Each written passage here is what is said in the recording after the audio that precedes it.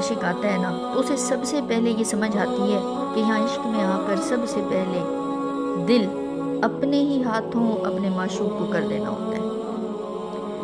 اب جب کہ دل کی ساری سلطنت کسی ایک کی ہو جاتی ہے تو سمجھو کہ دل اسی ایک کے زیر اثر آ گیا نا۔ اس لیے اب دل کیونکہ اس ایک ہی معشوق کے زیر اثر ہے تو اب باقی دنیا کے حالات کے اثرات کے ساتھ دل کا اپ ڈاؤن ہونا اس کی گنجائش تو باقی نہیں رہتی۔ اور اگر عاشق کا دل باہر کے حالات کے اثرات لے رہا ہے اور اپ ڈاؤن ہو رہا ہے تو یہ بس اشارہ ہے اور اسے سمجھیں۔ عاشق کے عشق کے لیے اب سرخ بتی جلنے لگ گئی ہے۔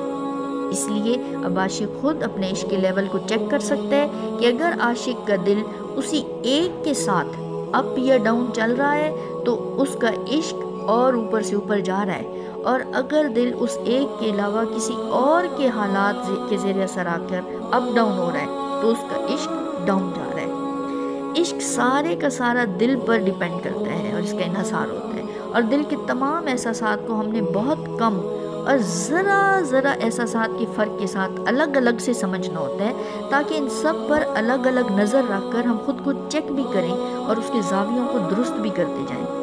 ورنہ انہیں اتنی باریکی سے نہ سمجھا جائے تو عشق میں آگے جانا بہت مشکل ہو جاتا ہے۔ عشق کو اگر ادھر سے دیکھیں تو سیدھا سا کام ہے کہ بس دل کو بچاتے جائیں، اور اگر ادھر سے دیکھیں تو یہ ریشم کا الجھا ہوا گولا ہے جسے دھاگا توڑے بنا سلجھا کے لپیٹتے جانا ہے۔ تو اب صرف خود ہی سوچیں کہ کتنی صفائی اور باریکی سے اس سب پر قریب جا کے گہری نظر جما کے پوری توجہ سے یہ کام کرنا ہوگا، تب بھی عشق میں کچھ بہترین رزلٹ نکلے۔